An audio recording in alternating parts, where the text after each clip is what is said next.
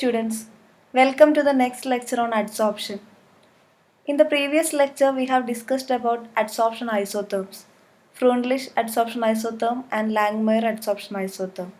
The equation for Freundlich adsorption isotherm is x by m is equal to k into p raised to 1 by n, and that for the Langmuir adsorption isotherm is x by m is equal to a into p divided by 1 plus bp, where x represents the mass of the adsorbate and m represents the mass of the adsorbent.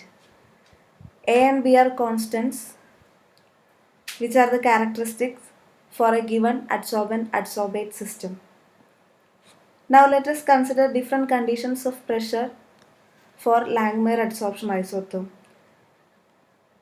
At very low pressure of the gas, when the adsorption is relatively poor, the term 1 plus Bp is nearly equal to 1, and thus the Langmuir adsorption equation becomes x by m is equal to ap divided by 1, that is x by m is equal to a into p, which means x by m is proportional to p, that is x by m is proportional to p raised to 1.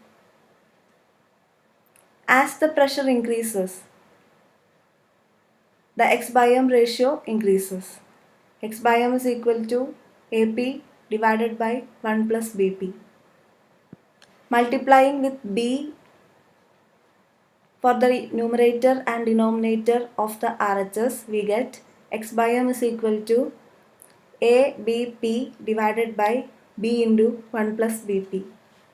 We know that theta is equal to BP divided by 1 plus BP.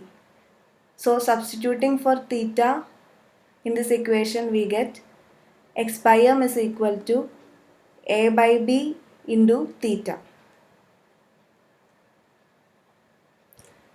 At very high pressures, x by m reaches a limiting value corresponding to the saturation state, that is, the adsorbent surface is fully covered by a monolayer of adsorbate. Then theta is equal to 1, because theta represents the fraction of adsorbent surface covered by adsorbate molecules. When theta becomes 1, the equation x by m is equal to a by b into theta becomes x by m is equal to a by b. That is, x by m is equal to a by b into p raised to 0. That is, x by m is proportional to p raised to 0 at very high values of pressure. By considering the equations 1 and 2 for very low and very high pressure conditions, the following expression should hold for intermediate pressure values.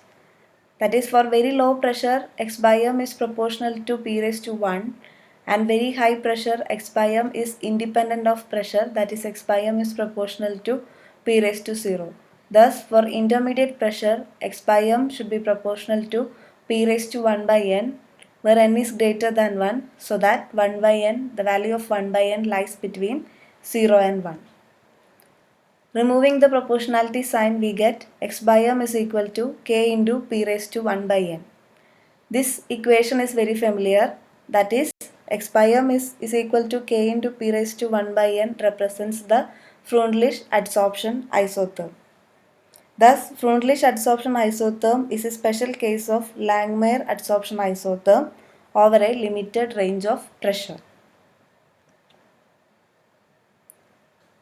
Next comes the determination of surface area of the adsorbent using Langmuir adsorption isotherm. The fraction of total adsorbent surface covered by the molecule at any instant is theta, and we know that theta is equal to Bp divided by 1 plus Bp. Taking reciprocal, we get 1 by theta is equal to 1 plus Bp divided by Bp. Or 1 by theta can be written as, rearranging the equation, it can be written as 1 by theta is equal to 1 divided by Bp plus 1. Let V represents the volume of the gas that will adsorb onto the surface at a particular temperature and pressure. So V is experimentally determined at STP. And Vm represents the monolayer coverage which corresponds to theta is equal to 1. Then theta can be written as V divided by Vm.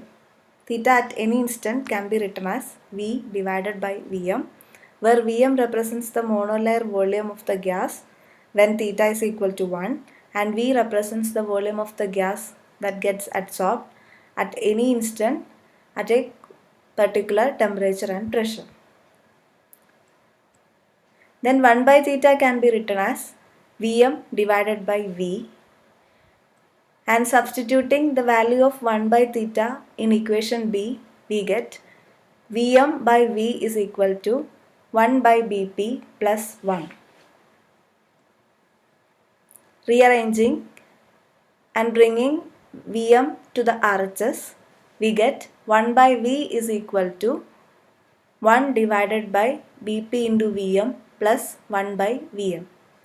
This equation is of the form y is equal to mx plus c. So we can plot 1 by V against 1 by P, and the plot will give a straight line with intercept 1 by Vm and slope 1 by BVm.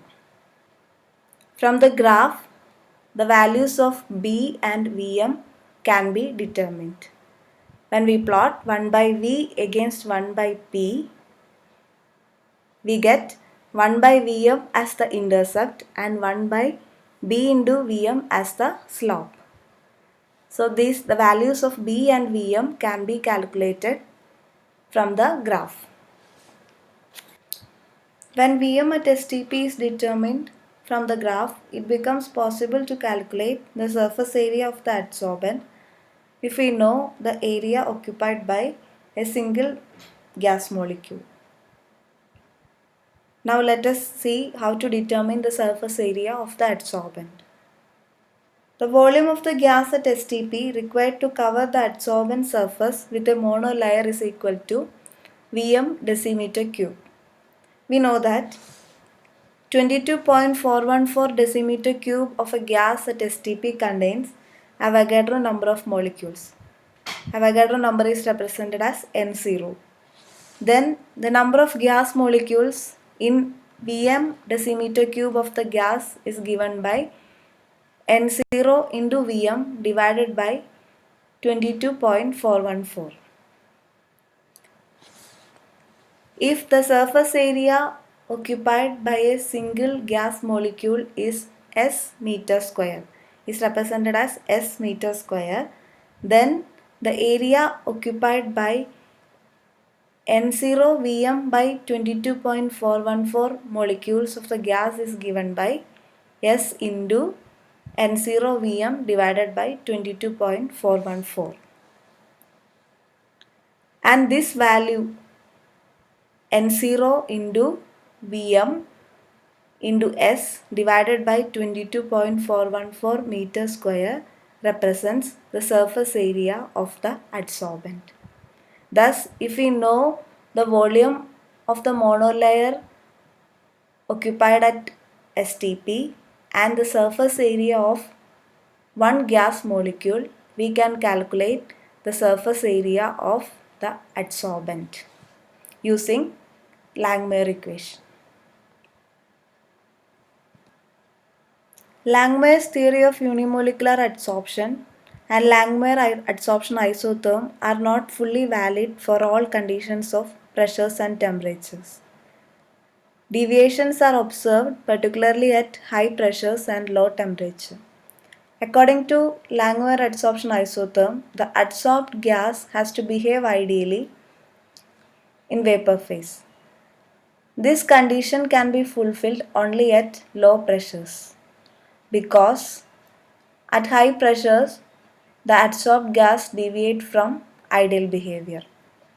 Langmuir equation assumes that adsorption is monolayer, but monolayer formation is possible only under low pressure conditions. At high pressure, the gas molecules attract more and more molecules towards each other, and there is a possibility of multi-layer adsorption. Another assumption of Langmuir adsorption theory was that all the sides on the solid surface are equal in size and shape and have equal affinity for the adsorbate molecule. That is, the surface of the adsorbent is homogeneous, but in reality, solid surfaces are heterogeneous. Langmuir equation assumed that molecules do not interact with each other. This is impossible as there exist weak forces of attraction between the gas molecules of same type. Thus, Langmuir equation is valid only under low pressure conditions. These are the limitations of Langmuir adsorption theory. In the next lecture, we will discuss about multilayer adsorption and BET equation. Thank you.